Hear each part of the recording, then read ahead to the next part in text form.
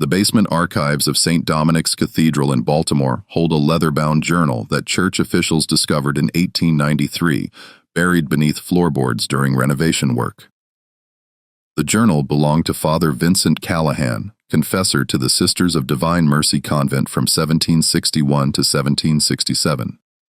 Its pages, yellowed and water-stained, contain an entry dated November 3, 1764, written in handwriting so agitated that entire sentences bleed into illegibility. The words that remain legible describe something Father Callahan called the most disturbing confession of his 32 years in the priesthood.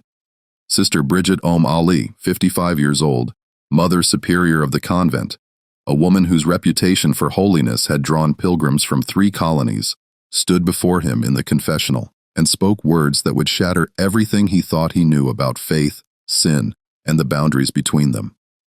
She was pregnant, 4 months along, carrying the child of an 18-year-old enslaved man named Samuel, who worked in the convent's gardens. And when Father Callahan asked her how this could have happened, how a woman who'd devoted 37 years to God could commit such a grievous sin, Sister Bridget looked him directly in the eyes and said something that haunted him until his death. "This is not sin, Father. This is God's greatest miracle, and I will prove it to the world." What happened in that Maryland convent didn't just expose one woman's fall from grace. It revealed a web of secrets, manipulation, and desperate faith that reached from the poorest enslaved quarters to the Archbishop's palace in Philadelphia. Tonight, we're opening that sealed journal and telling the story that the Catholic Church spent decades trying to erase. The year 1764 marked a peculiar moment in colonial Maryland's history. The colony had been founded by Catholics seeking refuge from English persecution, but by the 1760s, Protestant settlers outnumbered Catholics 3-1, and anti-Catholic sentiment ran high. The Sisters of Divine Mercy convented in this hostile environment like a fortress of the old faith, its stone walls and iron gates separating 23 nuns from a world that increasingly viewed them with suspicion. The convent occupied 12 acres on the outskirts of Baltimore, far enough from the city center to maintain isolation, close enough to serve the Catholic families who still clung to their faith despite mounting pressure to convert. The main building, constructed in 1739, rose 3 stories high, its gray stone facade broken by narrow windows that looked more like defensive slits than sources of light. Behind the main structure stood the chapel, the dormitories, the kitchen house, and at the far edge of the property, barely visible from the main buildings, the quarters where 11 enslaved people lived and worked, maintaining the gardens, kitchens, and physical infrastructure that kept the convent functioning. Sister Bridget Ali had arrived from Ireland in 1727, a 17-year-old girl fleeing famine and hopelessness, seeking purpose and religious devotion. She'd taken her final vows in 1730 and had spent the next 34 years rising through the convent's hierarchy through sheer force of will and unshakable faith. By 1764, as Mother Superior, she controlled every aspect of convent life with precision that bordered on obsession. The other sisters whispered about her, not from malice, but from awe. Sister Bridget seemed to need no sleep, appeared in the chapel at all hours, prayed with an intensity that left her trembling and drenched in sweat, spoke with such certainty about God's will that questioning her felt like questioning divine authority itself. She was not a kind woman, not in any conventional sense. She believed that suffering purified the soul, that comfort bred weakness, that the path to God required constant discipline and denial. The younger nuns learned quickly that Sister Bridget's approval came only through absolute obedience and tireless devotion. She assigned the most difficult tasks, enforced the strictest fasting schedules, and showed no sympathy for illness or exhaustion. Yet, despite this harshness, or perhaps because of it, the convent thrived under her leadership. Wealthy Catholic families sent their daughters there for education. The sick came seeking the nuns' herbal medicines. The chapel drew worshippers from surrounding counties who believed that prayers offered in Sister Bridget's presence carried special power. Samuel had arrived at the convent in August 1762, purchased from an estate sale in Annapolis after the death of his previous owner, a tobacco merchant who taught him to read, write, and perform basic mathematics, skills that made him valuable, but also dangerous. Enslaved people with education posed threats that illiterate field workers did not. They could forge passes, read newspapers, understand the legal documents that governed their bondage. Most owners avoided educated slaves entirely, But the convent needed someone capable of managing correspondence, maintaining financial records, and teaching basic literacy to the younger novices who arrived from poor families without formal schooling.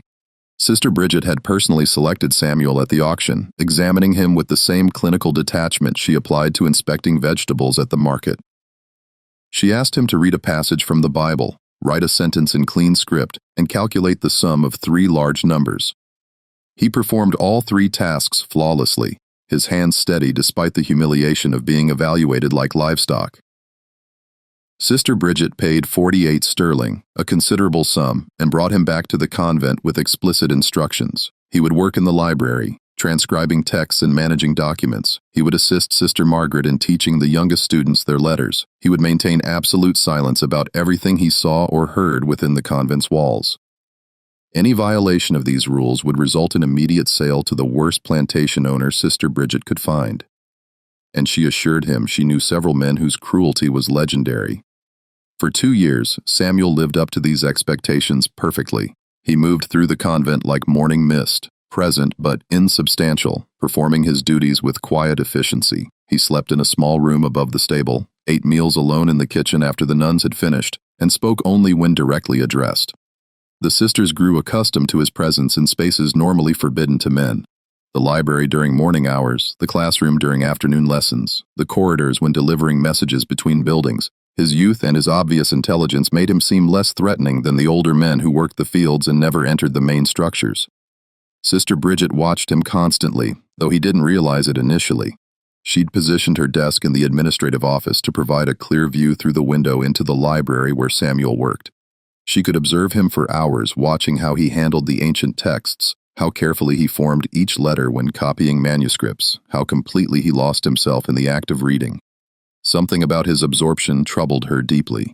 Books and learning should serve God, should draw the mind toward divine contemplation, but Samuel read with a hunger that seemed almost carnal, as though knowledge itself provided pleasure separate from spiritual purpose.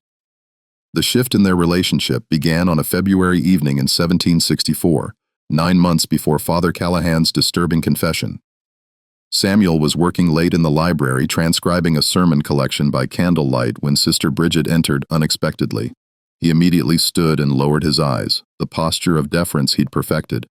But she waved him back to his seat. "Continue your work," she said, moving to the shelves, running her fingers along the spines of leather-bound volumes. "I'm merely retrieving something for my evening prayers." Samuel returned to his transcription, hyper-aware of her presence. The soft sound of her footsteps on the wooden floor, the rustle of her habit, the faint scent of the lavender soap the nuns made from their garden herbs. Sister Bridget pulled a volume from the upper shelf, a collection of mystical writings by medieval nuns, then paused before leaving. "Samuel," she said, her voice carrying a quality he'd never heard before, something almost gentle. "Do you understand what you copy? The words you transcribe, do they mean anything to you? Or are they merely shapes you reproduce?" He looked up carefully, uncertain whether this was a test. "I understand some of it, Mother Superior. The language is often difficult, but I try to grasp the meaning. And what do you think of Father Bernard's sermon on divine suffering, the one you've been copying this week?" The question hung in the air, heavy with danger. Samuel understood that his answer could determine his fate. If he said he hadn't comprehended the theological arguments, she might decide he was unsuitable for intellectual work and send him to field labor.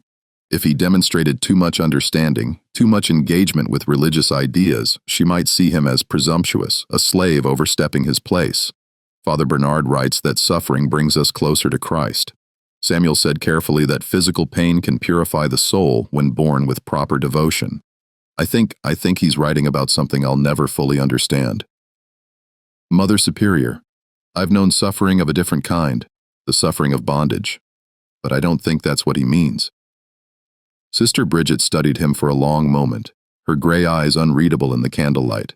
"Perhaps not," she said finally. "Or perhaps all suffering serves God's purpose, even the suffering we inflict upon each other, even the suffering that seems most unjust." She left, then taking the book with her, leaving Samuel alone with his transcription and a growing sense that something had changed, though he couldn't identify what or why. Over the following weeks, these evening encounters became routine. Sister Bridget would enter the library while Samuel worked, ostensibly to retrieve books, but actually to ask him questions. What did he think of various theological concepts? How did the scripture passages he copied strike him? Did he believe in miracles? Had he ever experienced anything he couldn't explain through natural means? Samuel answered as honestly as he dared, navigating the treacherous space between appearing too ignorant and too educated. He didn't understand why she was engaging with him this way. Mother superiors didn't have philosophical discussions with enslaved workers. They certainly didn't seek their opinions on matters of faith. But Sister Bridget seemed genuinely interested in his thoughts, and Samuel found himself looking forward to these strange conversations, even as they frightened him. The turning point came on a May evening, unusually warm for Maryland spring.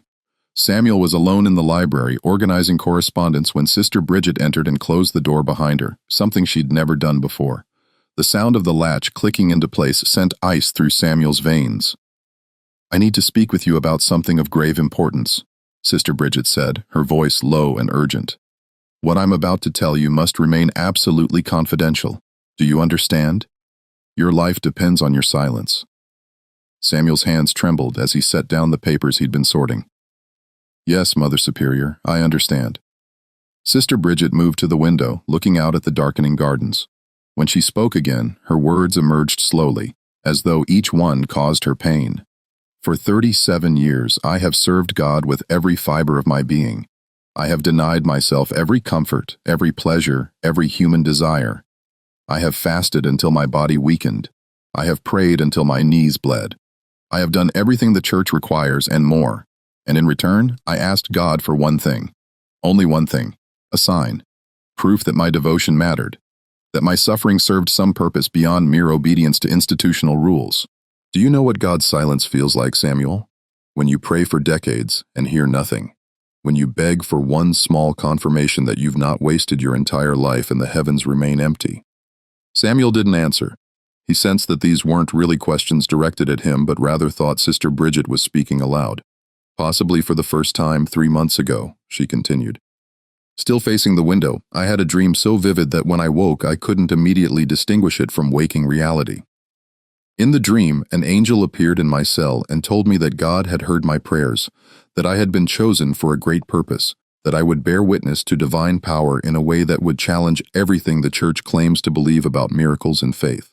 The angel told me I would conceive a child, a holy child, born from devotion rather than sin, and that this child would prove that God's power extends beyond the narrow understanding of corrupt institutions." She turned then, and Samuel saw tears streaming down her face, something he'd never witnessed in all the time he'd known her.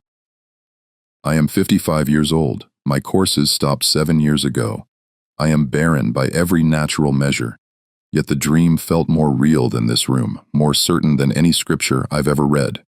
And Samuel, I believe God sent me that dream for a reason." Samuel's heart hammered so hard he thought it might break through his chest. He understood now where this conversation was leading, and the knowledge terrified him beyond anything he'd ever experienced. "Mother Superior," he said, forcing his voice to remain steady. "Dreams can deceive. They can come from our own desires rather than from God. You should speak to Father Callahan about this, not to me." "I've tried speaking to Father Callahan," Sister Bridget said, her voice hardening. "I've tried speaking to the Archbishop. They tell me the same thing you just did, that I'm an old woman experiencing delusions, that I should accept my barrenness as God's will. But they're wrong. I know they're wrong because the dream has returned every night for 3 months. The same angel, the same message, the same absolute certainty. God is testing my faith, Samuel. He's asking whether I believe him capable of working miracles outside the church's approved channels." She moved closer, and Samuel forced himself not to retreat. "I've studied the scriptures extensively. I've read theological texts the church keeps locked away from ordinary believers. And I've learned something the bishops don't want acknowledged. Miracles require human participation. When God performed wonders in the Bible, he always used human vessels: Moses' staff, Elijah's mantle, Mary's womb. God doesn't work in pure abstraction. He works through flesh and blood, through people willing to surrender themselves to divine purpose." "Mother Superior, please," Samuel whispered. "Don't ask what I think you're about to ask." "I can't. We both know what would happen to me if anyone discovered." "No one will discover anything." Sister Bridget interrupted, her voice taking on the commanding tone he'd learned to fear. "Because this won't be sin. This will be a woman making herself available to God's will and a young man choosing to participate in something sacred rather than something shameful. I'm not asking you to defile me, Samuel. I'm asking you to help me prove that God's power exceeds human limitations. That faith can overcome every biological impossibility. Samuel stood, his chair scraping loudly against the floor. I can't be part of this. You know what they'll do to me? They won't ask questions. They won't listen to explanations. They'll hang me, or worse. Mother Superior, you're asking me to die for your certainty about a dream. Sister Bridget's expression shifted from pleading to something colder, more calculating. Your right to fear discovery through conventional means. That's why what I'm proposing isn't conventional at all. I've spent 6 months studying medical texts that the Church acquired from a French monastery, scientific writings about animal reproduction, about breeding livestock without natural mating. The French have been experimenting with artificial methods, transferring reproductive material from male to female without any physical contact between them. It's documented, Samuel. It works. Samuel felt the room spin around him. You want to? You're talking about applying livestock breeding techniques to human beings. I'm talking about using the knowledge God gave humans to achieve what appears miraculous, Sister Bridget corrected. Think about it logically. If I become pregnant without breaking my vow of chastity, without any man touching me, how is that different from the Virgin Mary's conception? The method may be scientific, but the result will be indistinguishable from divine intervention, a 55-year-old barren woman bearing a healthy child. The doctors will have no explanation. The Church will have no choice but to acknowledge God's hand in it. Or they'll burn us both, Samuel said flatly. They'll call it witchcraft or satanic influence or any number of other things that end with our deaths. Sister Bridget moved to her desk and retrieved a leather folder, which she opened to reveal several documents covered in her precise handwriting. I've thought of everything, Samuel. Every possible outcome, every danger, every objection. If we're discovered before the pregnancy is confirmed, I'll claim you assaulted me, and your word will mean nothing against mine. You'll be executed, but I'll survive. If we're discovered after the pregnancy is confirmed, I'll claim exactly what I believe to be true, that this is divine intervention, and I'll have a living child as evidence. Medical impossibility transformed into reality. How can they deny that? They'll find a way. Samuel said, the powerful always find ways to explain away things that threaten their authority. Perhaps. But Samuel, what's your alternative? You'll remain enslaved for the rest of your life.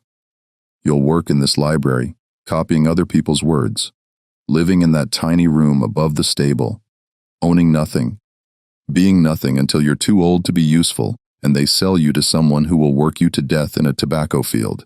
Is that the life you want? Samuel said nothing, because they both knew the answer. Sister Bridget pressed her advantage. Help me with this, and I promise you something the law says I cannot give, but which God's will makes possible. When the child is born, when the miracle is confirmed, and the Church is forced to acknowledge divine intervention, I will have authority they cannot question. And I will use that authority to grant you freedom, legal, documented freedom. You'll be able to leave Maryland, start a new life, be your own man. That's what I'm offering, Samuel. Participation in a miracle and liberation from bondage. You can't promise that, Samuel said, but his voice had lost its certainty. Mother Superiors don't have the authority to free enslaved people without the Archbishop's approval. I'll have more than the Archbishop's approval, Sister Bridget said, her eyes blazing with absolute conviction.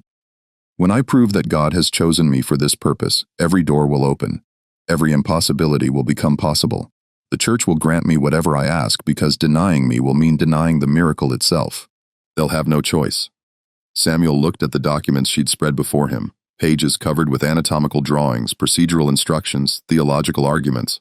She'd prepared for this conversation with the same meticulous attention to detail she applied to everything else. This wasn't impulse or madness. This was calculated, deliberate, and terrifying in its precision. How would it work? He asked finally, hating himself for asking, but unable to stop.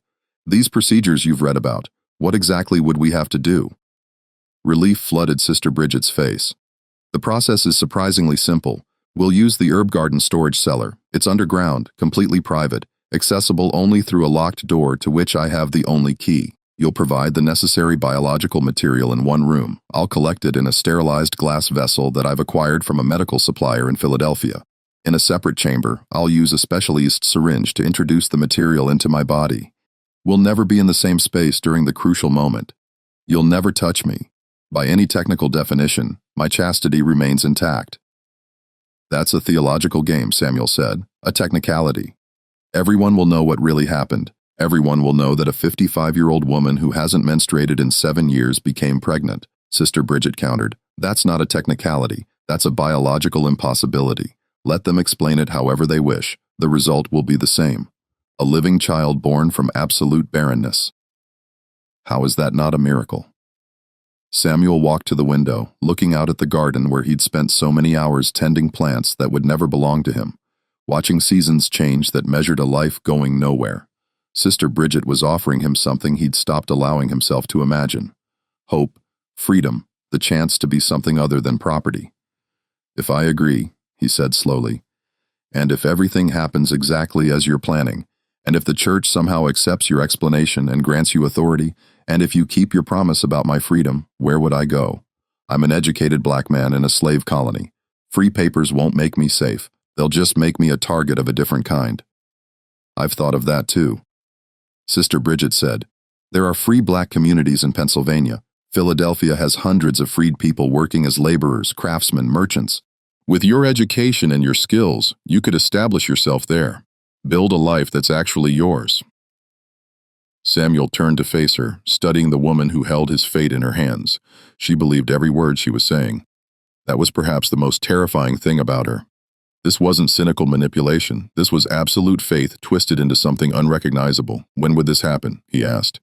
We start tomorrow night, Sister Bridget said immediately. My calculations show that I have a narrow window when conception might be possible. We'll attempt the procedure once every 3 days for as long as necessary. The medical texts suggest multiple attempts may be required. Samuel closed his eyes, feeling the weight of the decision pressing down on him like a physical thing. He could refuse. He could walk away from this conversation and hope Sister Bridget found her senses. But he knew her well enough by now to understand that she wouldn't stop. If he refused, she'd find someone else, some other desperate man she could manipulate with promises and threats, and Samuel would remain exactly where he was, trapped in a life that wasn't really life at all. God help us both, he whispered. I'll do it.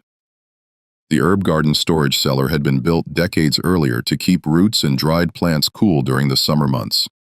Its thick stone walls and underground location maintained steady temperatures year-round, making it ideal for preserving medicinal supplies. The cellar consisted of 2 chambers connected by a narrow passage, both rooms small and windowless, lit only by whatever candles or lamps were brought down the steep stairs. No one used the cellar regularly anymore. The nuns had built a new storage facility closer to the kitchen house, leaving this older structure abandoned, except for occasional visits to retrieve forgotten items. Sister Bridget had cleaned both chambers thoroughly, removing cobwebs and dust, arranging candles on shelves, and bringing down the materials she'd acquired over the previous months.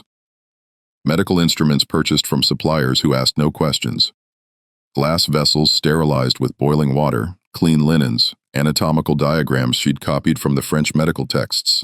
She'd transformed the abandoned cellar into something between a laboratory and a chapel, a space where science and faith would merge into something entirely new. The first attempt took place on May 18, 1764. Just after midnight, when everyone else slept, Samuel descended the cellar stairs with hands that wouldn't stop shaking, carrying a single candle that cast wild shadows on the stone walls. Sister Bridget was already there, wearing not her habit, but a simple white shift, her long gray hair unbound for the first time he'd ever seen. She looked both younger and older, somehow, more human, but also more frightening. She explained the procedure again with clinical detachment, pointing to the 2 chambers, showing him the glass vessel he would use, describing exactly what she needed him to do. Samuel listened, feeling heat rise to his face despite the cellar's coolness. The entire situation was so bizarre, so far beyond any experience he'd ever imagined, that his mind struggled to process it as reality. I'll be in the far chamber, Sister Bridget said, her voice steady and matter-of-fact. You'll remain here. When you've completed your part, leave the vessel on that shelf and go directly back to your room. Don't wait. Don't speak to me. Simply leave and we'll never discuss what happened here. This is a medical procedure, Samuel. Nothing more, nothing less. Do you understand? Samuel nodded because he couldn't trust his voice. Sister Bridget took the candle she'd brought and moved into the connecting passage, disappearing from view. Samuel stood alone in the first chamber, staring at the glass vessel on the wooden table, and wondered what series of choices had brought him to this moment. How many small decisions, how many acts of survival, how many compromises with reality had built the path that led to this underground room where he would participate in something that might be miracle or madness or both. He completed the task Sister Bridget had assigned, placed the vessel where she'd instructed, and left the cellar without looking back. He climbed the stairs into the warm night air, crossed the garden to the stable, and lay awake until dawn, listening to his heart hammer against his ribs. They repeated the procedure 3 days later, then 3 days after that, each time following the same pattern, silent descent into the cellar. Clinical efficiency, separate chambers, no communication beyond the bare minimum necessary. Sister Bridget treated the whole enterprise with the same detached precision she applied to managing the convent's accounts. Samuel tried to think of it as just another task he'd been assigned, like transcribing manuscripts or teaching children their letters, but his mind wouldn't cooperate with that fiction. After the 4th attempt, Sister Bridget informed him they would pause for 3 weeks to allow time for conception to occur, if it was going to. During those weeks, Samuel moved through his regular duties with mounting anxiety. Every time Sister Bridget entered a room where he worked, he braced for her to announce failure or success, but she said nothing. She treated him exactly as she always had, with distant courtesy and precise instructions. It was as though the cellar sessions had never happened, as though they'd both agreed to pretend normally until reality forced them to acknowledge otherwise. The summer of 1764 was brutal. Heat settled over Maryland like a thick blanket, making sleep impossible and turning every physical task into an ordeal. The convent's routine continued unchanged. Morning prayers at dawn, work assignments throughout the day, evening prayers at dusk. Samuel taught his students, managed the library, copied manuscripts, and tried not to think about what might be developing in Sister Bridget's body as a result of their secret procedures. In late July, Sister Anna, a young nun who managed the convent's laundry, noticed something unusual. Sister Bridget's monthly linens hadn't appeared for washing in 2 consecutive months. Sister Anna mentioned this casually to Sister Margaret, who taught alongside Samuel in the schoolroom, and Sister Margaret dismissed it immediately. Sister Bridget was 55 years old. Her courses had stopped years ago. Sister Anna must have confused the laundry schedule or misplaced some items, but Sister Anna was certain. She kept meticulous records, and Sister Bridget's linens were definitely absent. By August, other sisters began noticing changes. Sister Bridget's face looked fuller somehow. She'd always been gaunt, her aesthetic lifestyle leaving her thin and angular. But now there was a softness to her features that hadn't been there before. She'd also become particular about certain foods, refusing meat at meals where she'd previously eaten whatever was served without complaint. She seemed tired, retiring to her cell earlier than usual, and missing morning prayers for the first time in anyone's memory. Sister Margaret, concerned about her Mother Superior's health, finally asked Sister Bridget directly if she was feeling ill. Sister Bridget's response was calm and measured. She was fine, simply adjusting to the body's changes that came with age. She assured Sister Margaret that she was taking appropriate herbal remedies and that there was nothing to worry about. But Sister Margaret did worry. She'd known Sister Bridget for 18 years, and something about her behavior felt fundamentally different. The way she placed her hand on her stomach when she thought no one was watching. The way she stared into space during meals, a small smile playing at her lips. The way she moved through the convent with an air of secret knowledge, as though she possessed information no one else could access. On September 12th, Sister Margaret's concerns reached a breaking point. She'd entered the chapel early in the morning for private prayer and found Sister Bridget already there, kneeling before the altar with tears streaming down her face. But these weren't tears of sorrow. Sister Bridget was weeping with joy, her hands clasped over her stomach, whispering words Sister Margaret couldn't fully hear, but which sounded like gratitude, like triumph. Sister Margaret approached quietly. "Mother Superior, are you well?" Sister Bridget turned and her expression was radiant. "I'm more than well, Sister Margaret. I'm blessed. God has answered my prayers in a way I barely dared hope. I am with child." The words hung in the air between them, so impossible that Sister Margaret's mind simply refused to process them initially. "Mother Superior, you must be mistaken. You're 55 years old." It's not possible. "All things are possible with God," Sister Bridget said, her voice carrying absolute conviction. "And I tell you truly, Sister Margaret, I am 4 months pregnant. I have all the signs, the ceased bleeding, the morning sickness, the changes to my body. I am carrying a child, and that child is proof of divine intervention." Sister Margaret felt the floor tilt beneath her. "Mother Superior, please. If you're experiencing these symptoms, they could indicate illness, A tumor, perhaps, or some other condition that mimics pregnancy. We need to send for a physician immediately. I will see a physician when the time is right, Sister Bridget said calmly. But Sister Margaret, you must understand something. This is not illness. This is miracle. And when I reveal it to the world, everything will change. For me, for this convent, for everyone who's ever doubted that God still performs wonders in our modern age. Sister Margaret backed away slowly, her mind racing. She needed to tell someone. But who? Father Callahan, the Archbishop. If Sister Bridget was truly pregnant, the implications were catastrophic. If she wasn't, if this was delusion or illness manifesting as false belief, that was perhaps even worse. Mother superiors who lost touch with reality couldn't continue leading communities. She left the chapel without responding, went directly to her cell, and wrote an urgent letter to Father Callahan, who visited the convent twice weekly to hear confessions and celebrate Mass. The letter preserved in the Baltimore Diocesan Archives reads in part, "Father, something is gravely wrong with Mother Superior. She claims to be pregnant, speaks of miracles and divine intervention, and shows no awareness of how impossible her claims are.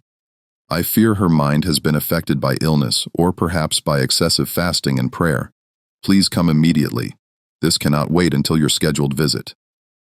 Father Callahan received the letter that afternoon and arrived at the convent before sunset. He found Sister Bridget in her administrative office, calmly working through correspondence as though nothing unusual had occurred. When he asked to speak with her privately, she agreed immediately and dismissed Sister Margaret, who'd been hovering nearby with obvious concern. "Sister Margaret tells me you've made a rather extraordinary claim," Father Callahan began carefully. "She says you believe yourself to be pregnant." "I don't believe, Father." "I know," Sister Bridget replied. "My body tells me what my faith already confirmed. God has chosen me to demonstrate His power to a world that has forgotten how to recognize miracles when they occur." Father Callahan, who'd been a priest for 32 years and thought he'd heard every variety of confession, delusion, and spiritual crisis possible, found himself genuinely shocked. "Sister Bridget, you understand that pregnancy at your age, given your circumstances, would be medically impossible." "Medically impossible." "Exactly," Sister Bridget said, leaning forward with intensity. "That's precisely the point, Father. When something medically impossible occurs, we call it a miracle. When a 55-year-old woman who hasn't menstruated in 7 years, who has never broken her vows of chastity, bears a healthy child, how can anyone deny God's direct intervention?" "Sister," Father Callahan said, his voice gentle but firm, "I think you need to see a physician. These symptoms you're experiencing could have many natural explanations.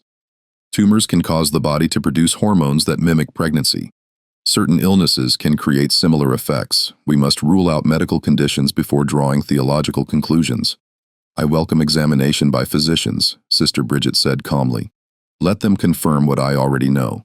But Father, I need you to understand something. I'm not delusional. I'm not ill.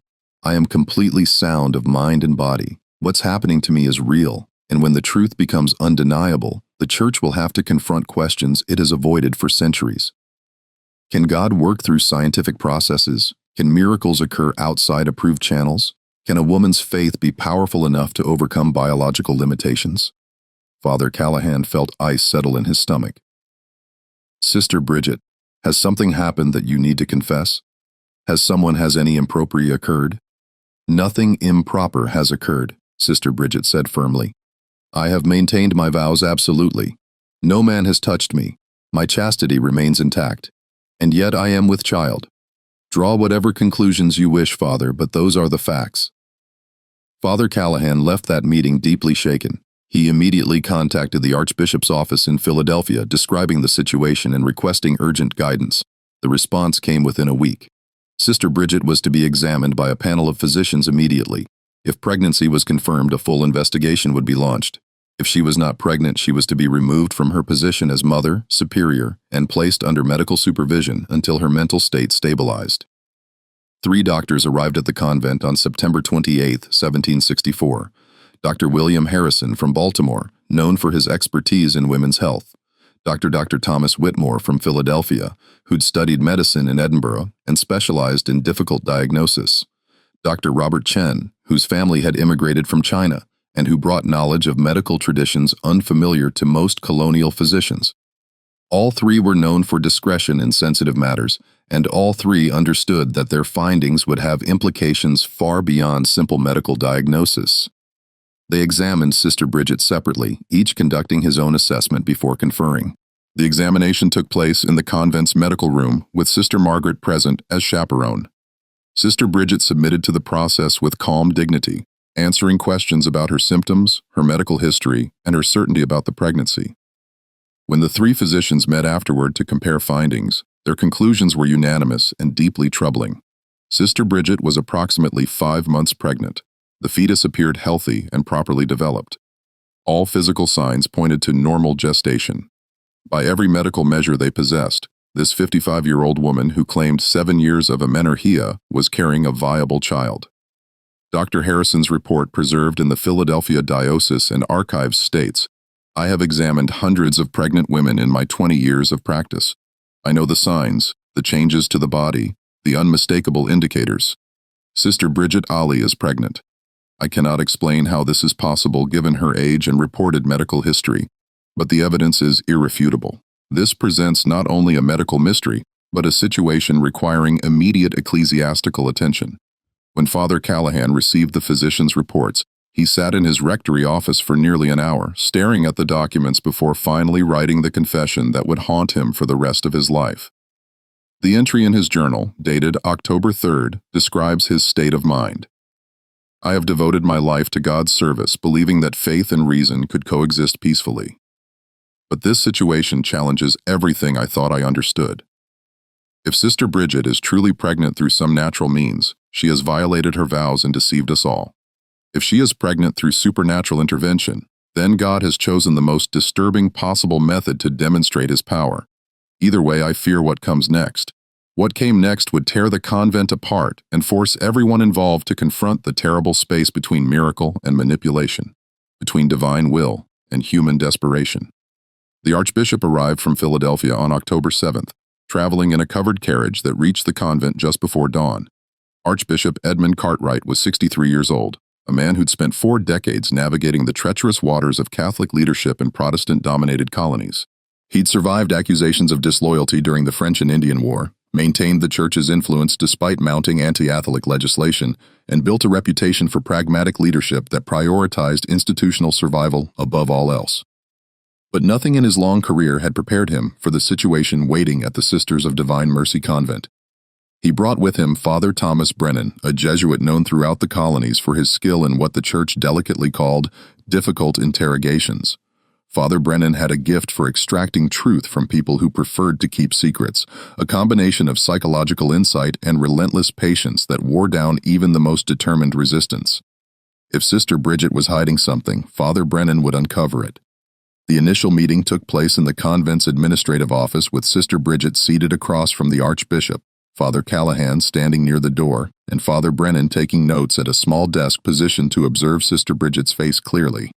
The Archbishop began with deceptive gentleness, asking about her health, her duties, her years of service.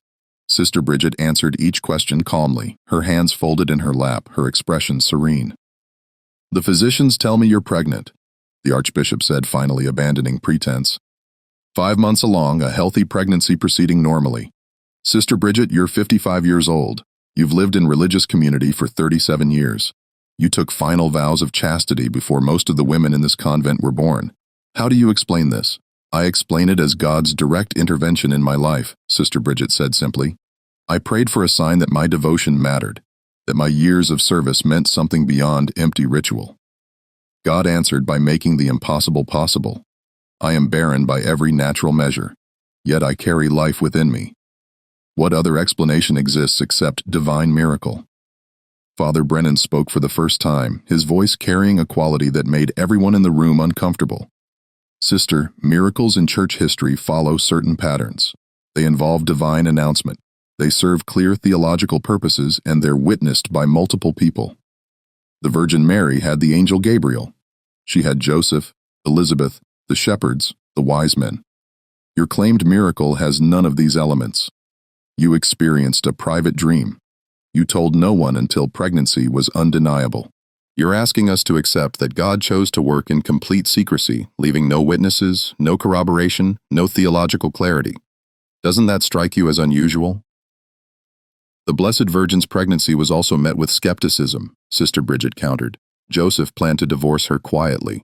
People assumed she'd been unfaithful. Only later, after Christ's ministry, did the miracle become widely accepted. Perhaps my situation follows the same pattern. Initial doubt followed by eventual recognition of divine purpose. The difference, Archbishop Cartwright said coldly, is that Mary was a young virgin betrothed to be married. You're a 55-year-old nun who took perpetual vows. The theological implications are entirely different. If God wanted to demonstrate his power, why choose a method that so closely resembles ordinary sin? Why not perform an unambiguous miracle that leaves no room for scandalous interpretation? Perhaps because unambiguous miracles require no faith, Sister Bridget said. Perhaps God is testing whether the Church can recognize his work even when it appears in unexpected forms. You want miracles that fit comfortably within established doctrine. But God isn't comfortable, Your Excellency. God is dangerous and unpredictable. He works through burning bushes, through floods that destroy the world, through his own son's brutal execution. Why should his intervention in my life be any less disturbing? The Archbishop's face flushed red. You're not comparing yourself to Moses or Noah or Christ. I'm comparing my situation to every instance in Scripture where God acted in ways that challenged human understanding, Sister Bridget replied calmly. And I'm noting that in each case, religious authorities initially resisted, denied, and condemned before eventually being forced to acknowledge truth. Father Brennan set down his pen carefully. Sister Bridget, I'm going to ask you a direct question, and I expect a direct answer. Has any man had sexual contact with you? Any man at all under any circumstances? No. Have you been alone with any man during the period when conception would have occurred? Sister Bridget hesitated for just a fraction of a second, barely noticeable, but Father Brennan caught it. He leaned forward. Sister, that pause concerns me. Have you been alone with any man? I'm alone with Father Callahan during confession, Sister Bridget said. I'm occasionally alone with male merchants who deliver supplies. Samuel, who works in our library, is sometimes present when I'm working in adjacent rooms. But if you're asking whether any impropriety has occurred, the answer is absolutely not. Father Brennan made a note underlining something twice. Tell me about Samuel. How long has he worked here? 2 years, since August 1762. And what are his duties? He manages the library, transcribes documents, assists with teaching basic literacy to younger students. He's educated, which makes him valuable for intellectual work. How educated? He can read, write, and perform mathematical calculations. His previous owner taught him these skills. And you're often in his presence. He works in the library. I sometimes work in the adjacent administrative office. We're separated by a doorway and considerable distance. If you're suggesting something improper, you're mistaken. Samuel is enslaved property. He follows instructions. There's nothing between us except the normal relationship between owner and worker. But Father Brennan had caught something in her voice when she said Samuel's name, a slight softening that hadn't been present before. He made another note and changed tactics.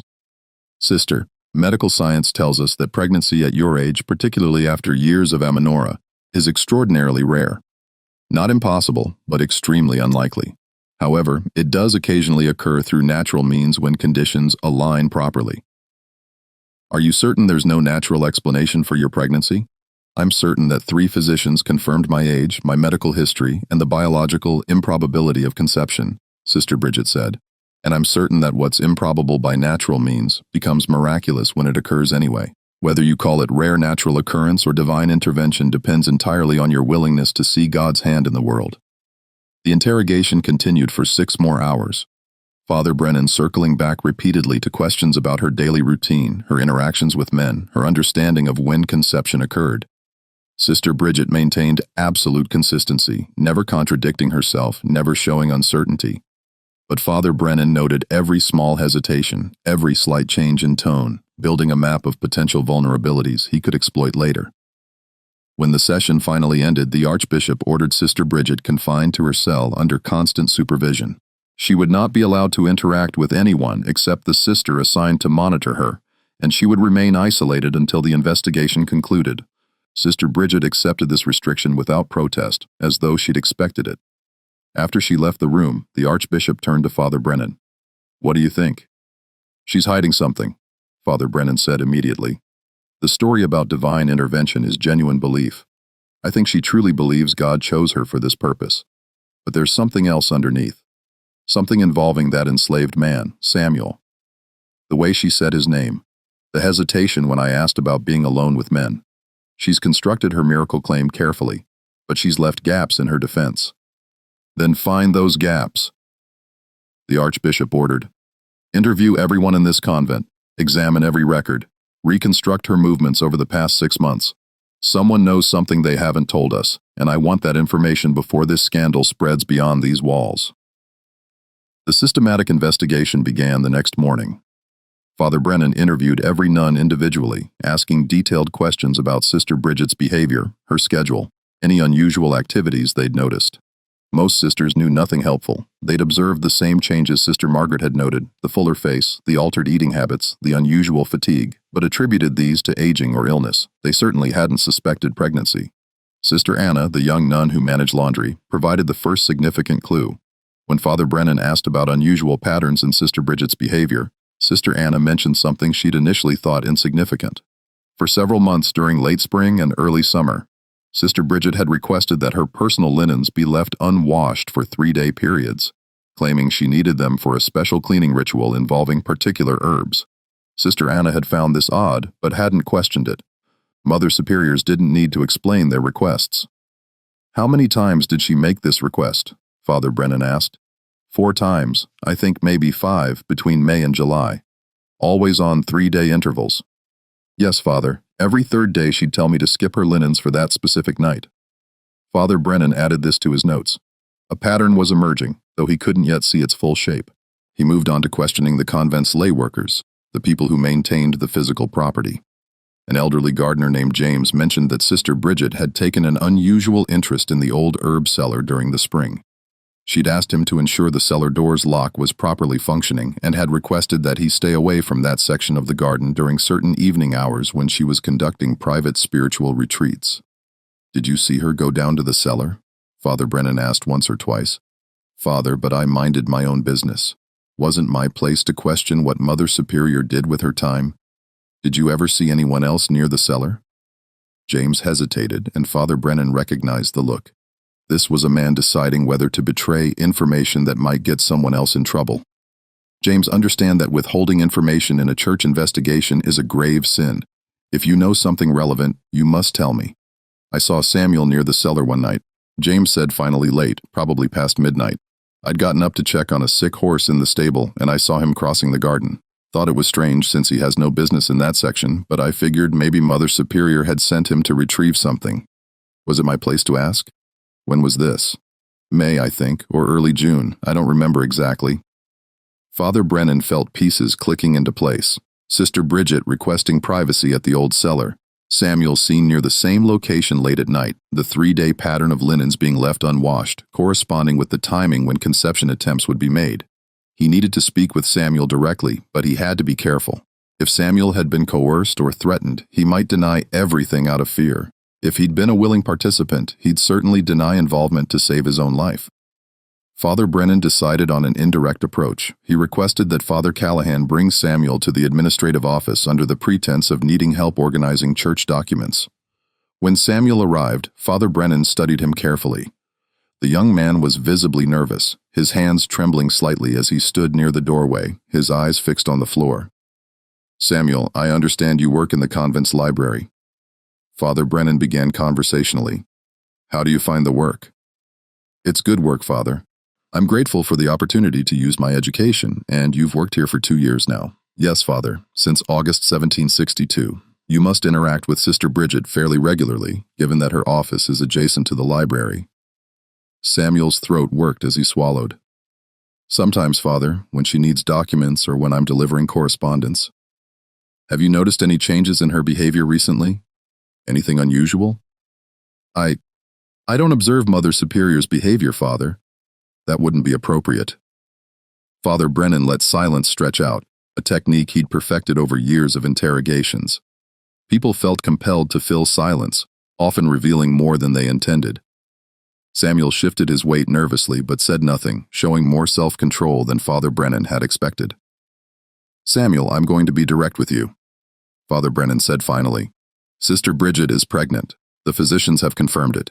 This creates an impossible situation that requires explanation. Now, I don't believe in miracles that require secrecy and deception. I believe that when something impossible appears to occur, there's usually a very human explanation hiding underneath. Do you understand what I'm saying? Samuel's face had gone pale. Father, I don't know anything about Mother Superior's condition. I think you do. I think you know quite a lot. And Samuel, I want you to understand something very clearly. Your situation is precarious.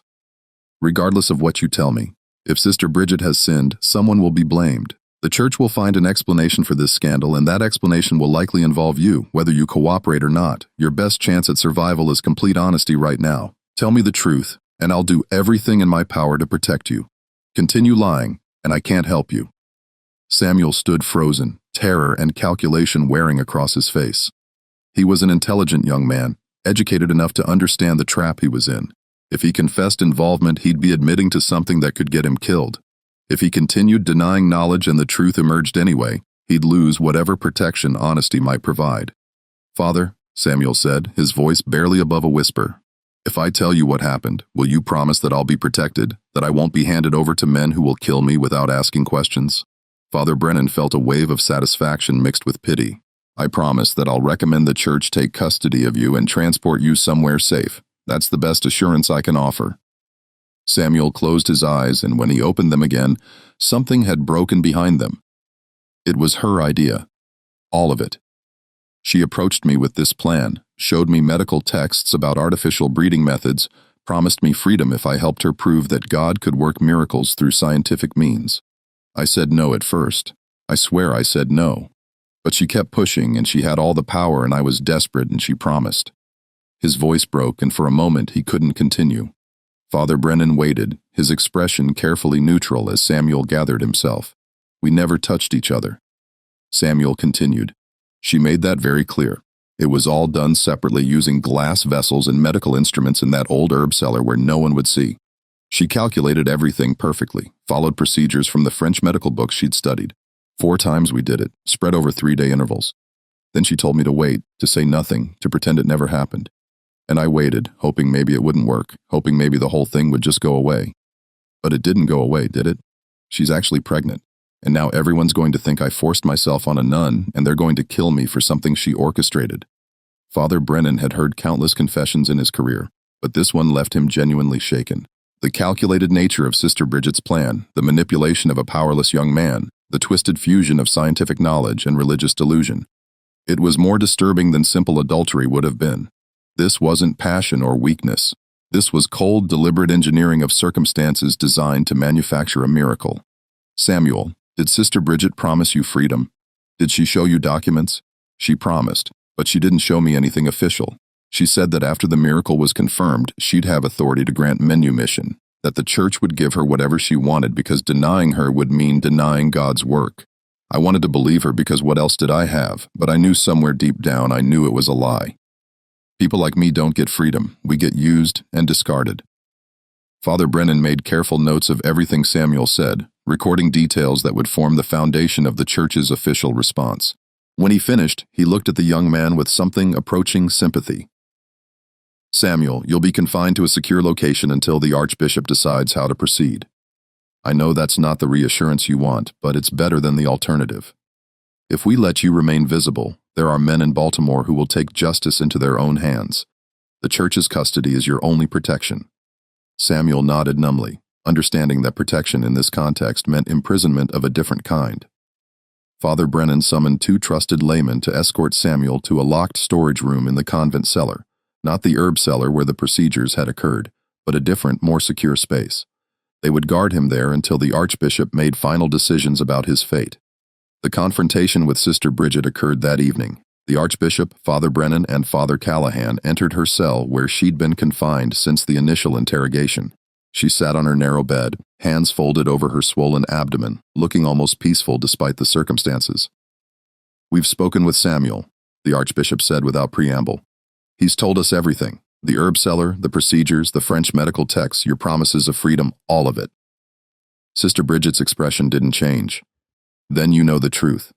I used knowledge God gave humanity to achieve what appeared miraculous. a barren woman conceiving through devotion and determination. How is that different from any other miracle involving human participation? It's different because you manipulated an enslaved man with false promises. Father Callahan said, his voice shaking with anger. You put his life at risk for your theological experiment. You showed him forged documents, led him to believe you could grant freedom you had no authority to give. That's not faith, Sister Bridget. That's cruelty dressed in religious language. I never showed him forged documents, Sister Bridget protested. I showed him my intention written clearly. I told him I would do everything possible to secure his freedom. I never claimed to have existing authority.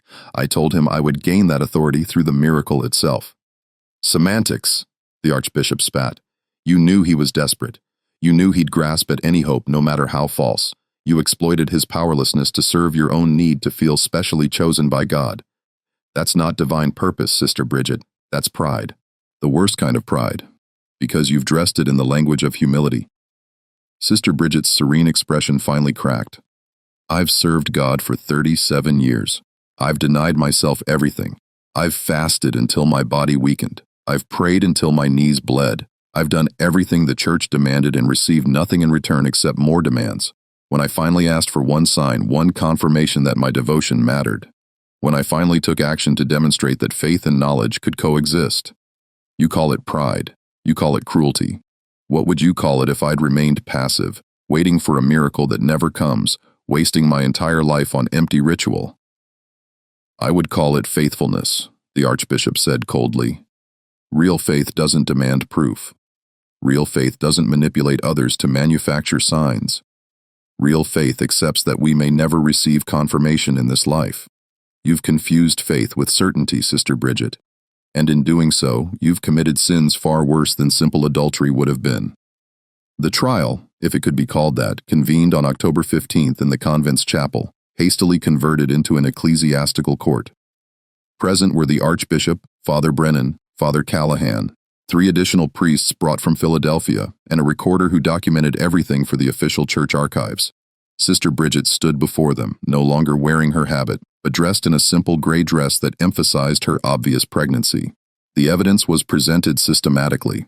Samuel's detailed confession corroborated by the gardener's testimony about the herb cellar, Sister Anna's information about the laundry schedule, the French medical texts found in Sister Bridget's cell, the glass vessels and syringes discovered in the sealed cellar. Father Brennan had been thorough, building a case that left no room for alternative interpretation. Sister Bridget was given opportunity to defend herself. She spoke for nearly 2 hours, presenting theological arguments about the relationship between faith and knowledge, citing historical examples of saints who'd used unconventional methods to serve God, quoting scripture passages about God's power exceeding human understanding. Her arguments were sophisticated, carefully constructed, passionately delivered. Under different circumstances, they might have made interesting theological debate, but the Archbishop had no interest in debate. He'd come to contain a scandal that threatened the Catholic Church's already precarious position in Maryland. Every day, this situation remained unresolved. Protestant ministers throughout the colonies were preaching sermons about Catholic corruption, using the scandal as evidence that Rome's influence bred moral decay. The verdict came swiftly. Sister Bridget Ali was guilty of deception, manipulation, and perversion of theological doctrine. She would be immediately defrocked, stripped of all religious authority, and exiled from Maryland. The child she carried would be taken at birth and placed with a Catholic family far from Baltimore, raised with no knowledge of its origin. Sister Bridget herself would be confined to a cloistered monastery in New France, where she would live out her days in absolute silence, forbidden from speaking of these events to anyone. Samuel posed a more complex problem. He'd been coerced, that much was clear, but his participation in the scheme still made him dangerous. Angry citizens were already gathering outside the convent, demanding that the enslaved man who'd defiled a bride of Christ face proper punishment. The Archbishop understood that turning Samuel over to mob justice would create additional scandal, but keeping him in Maryland guaranteed his eventual murder. The solution came from an unexpected source. A merchant ship captain named Robert Harrison, himself a Catholic sympathetic to the church's predicament, offered to transport Samuel to Nova Scotia under the pretense of him being indentured cargo. Once in Halifax, Harrison had contacts who could help Samuel disappear into the frontier territories, where questions about legal status went unasked. It wasn't freedom, not officially, but it was survival. Samuel departed Baltimore on October 19th, shackled in the ship's hold to maintain the appearance of proper custody, but secretly provided with clean clothing, adequate food, and a letter of introduction to Harrison's contact in Halifax. Whether he actually reached Nova Scotia, whether he survived the journey, or managed to build a new life in the wilderness, the records don't say. Like so many people caught in historical events beyond their control, Samuel simply vanished from documented history. Sister Bridget's exile was delayed by one practical consideration. She was 6 months pregnant and traveled to New France, and her condition risked both her life and the child's. The church couldn't afford to have her die in transit. That would create a martyr and fuel speculation that the pregnancy had indeed been miraculous. She needed to deliver safely. The child needed to be placed quietly, and only then could she be shipped away to perpetual silence. They confined her to a private house in Baltimore's outskirts, a property owned by a Catholic widow who agreed to house Sister Bridget in exchange for the church paying off her substantial debts. 2 nuns, Sister Margaret and Sister Catherine, volunteered to attend her during the final months of pregnancy. Both women had known Sister Bridget for years, and despite everything, they couldn't bring themselves to abandon her completely. Those months of confinement broke Sister Bridget in ways the trial and exile sentence hadn't. Stripped of authority, separated from the convent she'd led for a decade, facing a future of absolute silence in a distant monastery, she finally confronted the magnitude of what she'd done. The journals she kept during this period, discovered decades later and now held in private archives, reveal a woman grappling with guilt, doubt, and the terrible possibility that she'd mistaken pride for divine calling. One entry dated December 3rd reads, "I believed God spoke to me in dreams. I was so certain, so absolutely convinced that I'd been chosen for special purpose, but now carrying this child I'll never raise, having destroyed Samuel's life and my own in pursuit of certainty. I wonder if what I heard was only my own desperate need for significance echoing back at me. Did God call me to this? Or did I manufacture a calling because I couldn't bear to think that 37 years of devotion might mean nothing more than any other person's devotion? That I might be ordinary rather than chosen?" The birth approached, and with it the final chapter of a scandal that had consumed lives and exposed the dangerous spaces between faith and obsession, between miracle and manipulation, between divine purpose and human desperation. The labor began on February 14, 1765, 3 days before the date Dr. William Harrison had predicted. Sister Bridget had spent the morning in restless pacing, her hands pressed against the small of her back, trying to ease the constant ache that had plagued her for weeks. When the first contraction struck at noon, sharp and unmistakable, she didn't cry out. She simply lowered herself onto the bed and called for Sister Margaret with a voice that carried more resignation than fear. Dr. Harrison arrived within the hour, accompanied by 2 experienced midwives the church had hired specifically for this purpose. Catherine Moore and Elizabeth Garrett had delivered hundreds of babies in Baltimore, and both had been paid extraordinary sums to ensure their absolute discretion. They would witness the birth, assist with delivery, and then never speak of it again. The church had made very clear what would happen to women who broke such agreements. The labor progressed slowly, as first births often did, but with unusual complications. Sister Bridget was 55 years old, and her body, despite the pregnancy's surprising health throughout gestation, struggled with the physical demands of delivery. By evening, she'd been in active labor for 6 hours, and Dr. Harrison's concern was mounting. The baby's position seemed correct, but Sister Bridget's exhaustion was becoming dangerous. She'd stopped eating days earlier, consumed by anxiety about the approaching separation from the child, and her weakened state made every contraction less effective than it should have been. "You need to push harder," Dr. Harrison told her repeatedly. "I know you're tired, but the baby won't deliver itself. You have to give me everything you have left." Sister Bridget tried, her face flushed and streaming with sweat, her hands gripping the bed frame so tightly her knuckles turned white. Sister Margaret stood on one side, Sister Catherine on the other, both women supporting her through each wave of pain.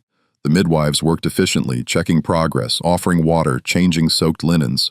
Hours passed with agonizing slowness, the room growing darker as candles burned down and had to be replaced. Around midnight, Dr. Harrison made a decision. "We need to use forceps. The labor has stalled, and waiting longer risks both lives. Sister Bridget, do you understand? This will hurt considerably, but it may be our only option." Sister Bridget nodded weakly beyond speech, beyond anything except endurance. "Doctor, Harrison retrieved the metal instruments from his bag, explaining to the midwives how they would need to support Sister Bridget's position while he worked. The forceps procedure in 1765 was brutal and dangerous, responsible for countless injuries and deaths, but sometimes it was the only alternative to watching both mother and child die slowly. What followed tested everyone's fortitude. Sister Bridget screamed, a sound that echoed through the house and out into the winter night where neighbors heard and crossed themselves, grateful they didn't know what was happening behind those walls. Dr. Harrison worked with careful precision, maneuvering the forceps into position, feeling for the baby's head, applying traction with gradual, steady pressure. Catherine Moore held Sister Bridget's hand, while Elizabeth Garrett monitored for hemorrhaging, both women whispering prayers under their breath. At 1:47 in the morning on February 15, 1765, the baby emerged in a rush of blood and fluid. Dr. Harrison caught the infant, quickly cleared the airway, and felt relief flood through him when he heard a strong, healthy cry. He handed the baby to Catherine Moore, who cleaned and wrapped the child while Dr. Harrison delivered the placenta and checked Sister Bridget for tearing. The damage was significant, requiring extensive stitching, but nothing that threatened her life. "It's a boy," Catherine announced, bringing the wrapped infant to Sister Bridget. "He healthy lungs, good color, all fingers and toes present." Sister Bridget looked at her son with an expression that Dr. Harrison would later describe in his private notes as absolutely heartbreaking. Not joy, not relief, not even the exhausted satisfaction most new mothers showed, just profound grief mixed with something like wonder. She touched the baby's face with trembling fingers, traced his tiny nose, examined his perfect features in the candlelight. "He looks like Samuel," she whispered, his eyes, his mouth. "He looks just like Samuel." Sister Margaret tensed, glancing at Dr. Harrison with alarm. They'd been instructed to prevent Sister Bridget from forming any attachment, to keep the baby separate, to facilitate the quick transfer to the adoptive family. But Dr. Harrison, who'd seen many births and understood something about human nature that church officials often didn't, made a choice that probably saved Sister Bridget's sanity. "Give her 30 minutes, he said quietly. 30 minutes to hold him, denying her that completely will cause psychological damage that could prove dangerous. 30 minutes won't change what happens next, but it might prevent complete breakdown." Sister Catherine lifted the infant and placed him in Sister Bridget's arms. The moment the baby settled against her chest, Sister Bridget began to weep, silent tears that streamed down her face and dropped onto the blanket wrapped around her son. She didn't sob, didn't wail, just cried steadily while holding him close, breathing in his scent, memorizing every detail she could. "I thought I was doing God's will," she said softly, speaking more to the baby than to anyone else in the room. "I thought I'd been chosen for something meaningful, something that would prove faith and knowledge could coexist. But I was wrong. I was so desperately wrong. I used another human being as a tool.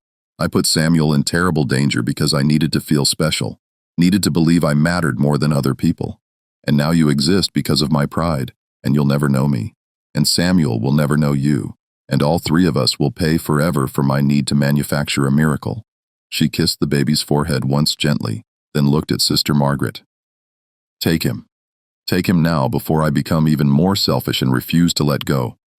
He deserves better than being used as evidence in my failed theological argument."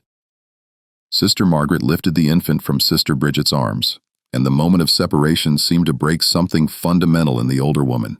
She turned her face to the wall and didn't speak again for 2 full days.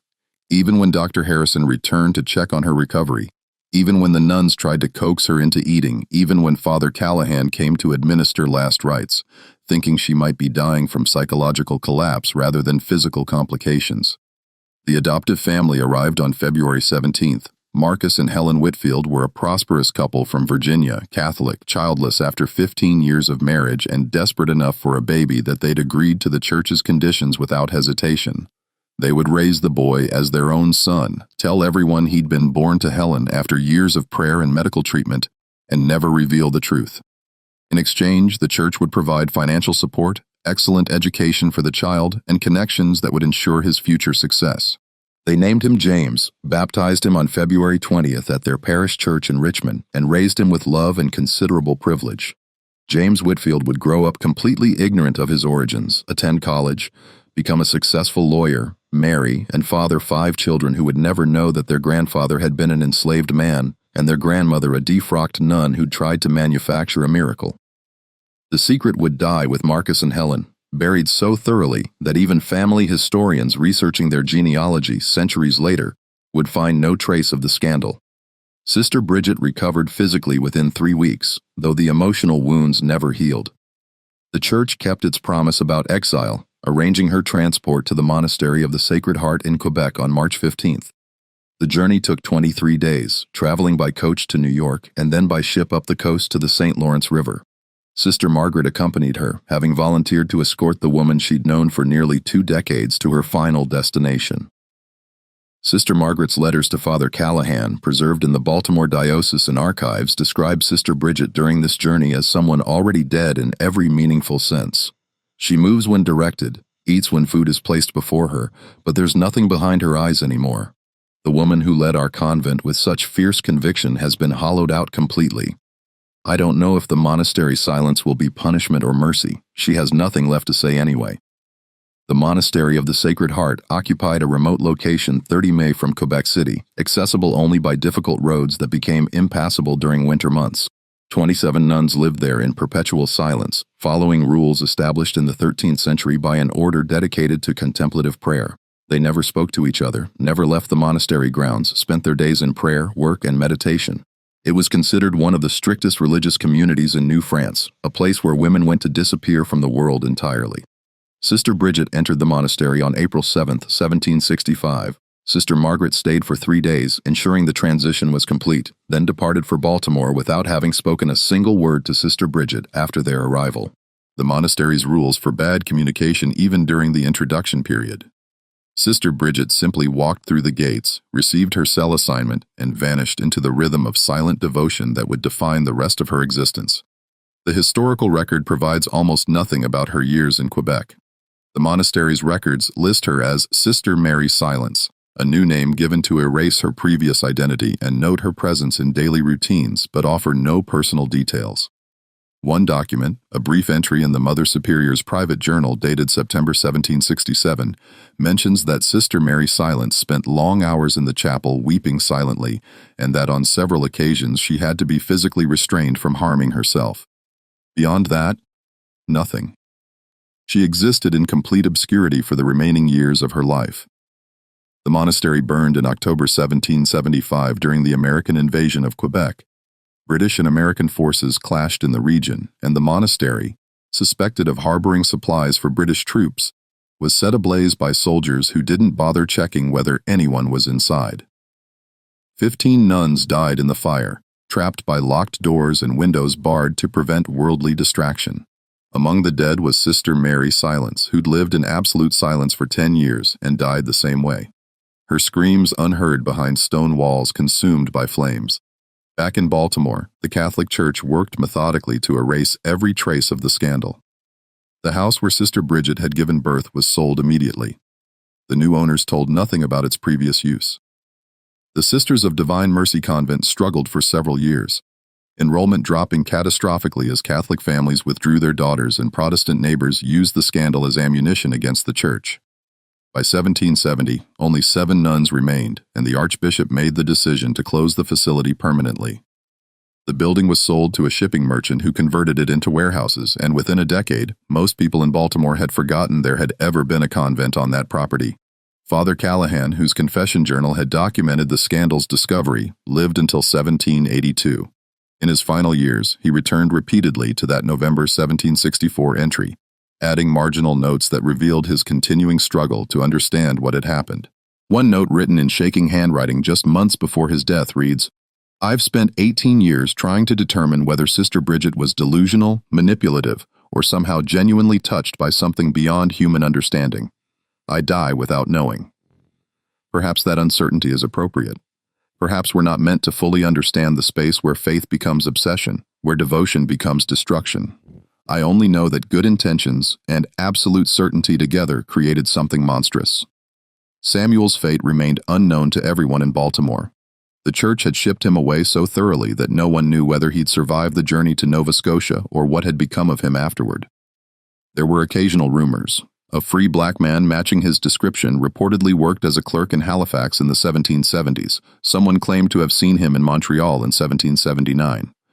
Another story placed him in the frontier territories west of the Great Lakes, living among indigenous communities who cared nothing about colonial laws regarding slavery.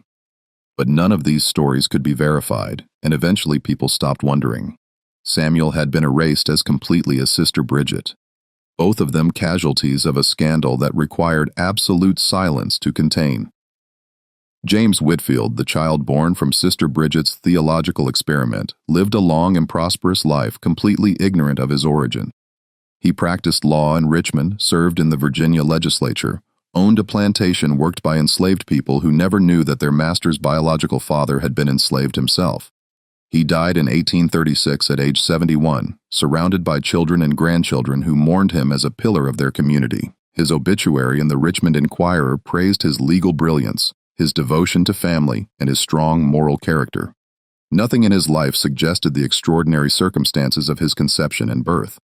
But there are hints, small traces in family correspondence, that James occasionally felt something unexplainable. His daughter Ellen wrote in her diary in 1828 about a conversation with her father where he mentioned having dreams about a woman's face he couldn't quite remember, someone who seemed familiar but whom he'd never met in waking life. Father said the strangest thing today.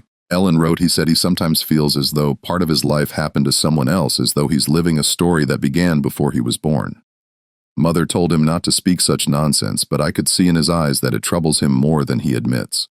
Whether James was actually experiencing some deep unconscious memory of those first hours in Sister Bridget's arms, or whether this was simply the kind of existential wondering that affects many people, we can never know. But the possibility remains that even though the church had erased all documentary evidence, even though everyone involved had died or been silenced, some shadow of truth persisted in ways that couldn't be completely controlled. The documents that survived, scattered across church archives from Baltimore to Quebec to Philadelphia, weren't discovered until the late 19th century. A young priest researching Baltimore's Catholic history for a church anniversary publication found Callahan's journal in 1893 and immediately recognized its significance. He brought it to his bishop's attention, expecting praise for uncovering important historical material. Instead, he was ordered to reseal the documents and never mention them again. The church had successfully buried the scandal for 130 years and had no intention of resurrecting it. But stories have a way of refusing to stay buried. Over the decades, fragments leaked out. Historians researching colonial Maryland occasionally found references to a convent scandal in Protestant newspapers from 1764 to 1765, though details were vague. Genealogists tracing Catholic families sometimes encountered gaps in records that suggested deliberate erasure. And slowly, painfully, slowly, the full story emerged from archives that church officials had assumed would remain sealed forever. What we're left with is a story that defies simple moral judgment. Sister Bridget Ali wasn't a villain in any conventional sense. She was a woman who'd devoted her entire life to faith, who'd sacrificed every comfort and pleasure in pursuit of divine purpose, and who'd finally cracked under the weight of that devotion. She wanted proof that her suffering meant something, that her decades of discipline had earned God's attention. She wanted to believe she'd been chosen for special purpose rather than being just another forgotten nun in a forgotten convent. And in pursuit of that need for significance, she manipulated a powerless young man, put his life at risk, and birthed a child who would never know either parent. Samuel wasn't a villain either. He was trapped in a system that treated human beings as property, given a glimpse of possible freedom, and exploited by someone who held absolute power over him. His participation in Sister Bridget's scheme was coerced through a combination of false promises and the crushing reality that refusing might lead to even worse circumstances. He survived possibly, but at the cost of everything familiar, his homeland, his small community, whatever fragile stability he'd managed to build. He vanished into history like so many enslaved people whose stories were never recorded, whose lives were never considered important enough to preserve. And James, the child at the center of everything, lived his entire life as a lie, not through any fault of his own, but because powerful institutions decided that truth was too dangerous to acknowledge. He grew up privileged and respected, never knowing that his existence had destroyed multiple lives, never understanding that he was evidence of how far people will go when absolute faith collides with desperate pride. The Catholic Church, for its part, demonstrated institutional priorities that remain uncomfortably familiar. Faced with a scandal that threatened its reputation, it chose containment over transparency, exile over accountability, silence over truth. Everyone involved was either killed, shipped away, or sworn to secrecy. Documents were sealed, buildings were sold, memories were deliberately erased. And for 130 years, the strategy worked perfectly. But here we are more than 250 years later, and we're talking about it. The sealed room exists to bring you exactly these kinds of buried stories. The historical events that powerful institutions tried to erase because they reveal uncomfortable truths about human nature, about the abuse of power, about what happens when faith becomes untethered from compassion. Sister Bridget's story reminds us that the most dangerous people often aren't those who lack faith, but rather those whose faith is so absolute that it justifies any action. That certainty about divine purpose can excuse manipulation, coercion, and the destruction of other people's lives. It reminds us that enslaved people like Samuel existed not as historical abstractions, but as real human beings with hopes, fears, and impossible choices forced upon them by systems designed to crush their humanity. Samuel's education, his intelligence, his ability to read and write, none of it protected him from being used and discarded when convenient. His voice was silenced so thoroughly that we don't even know if he survived past 1765, let alone whether he ever found any measure of peace or freedom. And it reminds us that children born from scandal, manipulation, and institutional cover-ups grow up as real people who never ask to be evidence in anyone's theological argument or bargaining chips in anyone's negotiation with God. James Whitfield lived 71 years without knowing the truth. But that doesn't mean the truth didn't shape his life in invisible ways.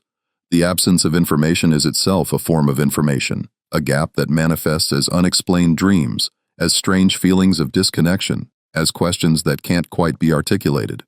So, what do we take from this story?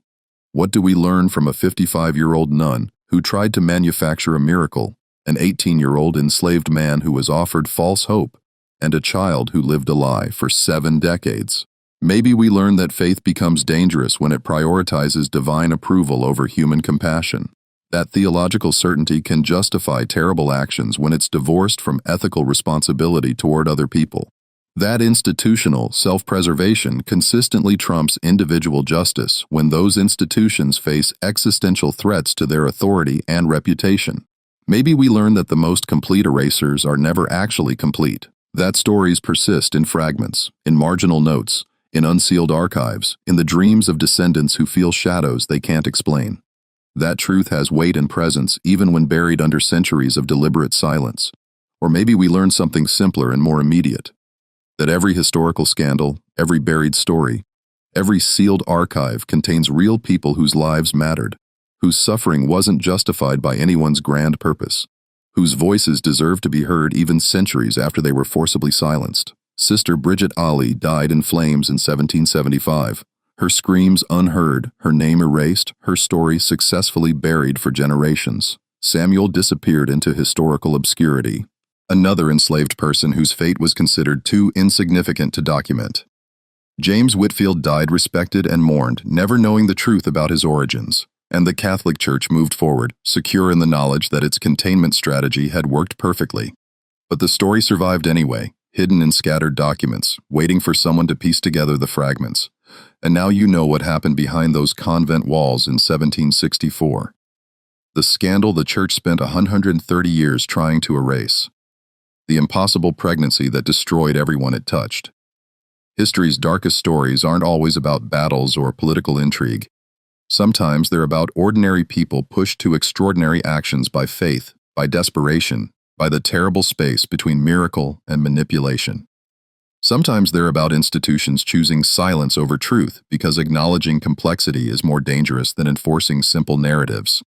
And sometimes they're about us right now confronting the uncomfortable reality that the forces that destroyed Sister Bridget, Samuel and James, haven't disappeared. They've just found new forms, new expressions, new ways to prioritize institutional survival over individual humanity. What happened in Baltimore in 1764 matters not because it was unique, but because it was typical. Typical of how power operates, how institutions protect themselves, how desperate people make terrible choices when trapped in impossible situations. The specifics may be extreme, A non-attempting artificial insemination to prove God's power, but the underlying dynamics, manipulation, coercion, cover-up, erasure, those dynamics remain depressingly familiar. So remember, Sister Bridget, not as a villain or a victim, but as a warning. Remember Samuel, not as a name in a scandal, but as a human being whose life was destroyed by someone else's theological vanity. Remember James, living a lie he never chose. And remember that the only reason we can tell this story at all is because complete erasure, no matter how thorough, eventually fails. Truth seeps through the cracks in even the most carefully sealed rooms. Carefully sealed rooms. Carefully sealed rooms. Carefully sealed rooms. Carefully sealed rooms. Carefully sealed rooms. Carefully sealed rooms. Carefully sealed rooms. Carefully sealed rooms.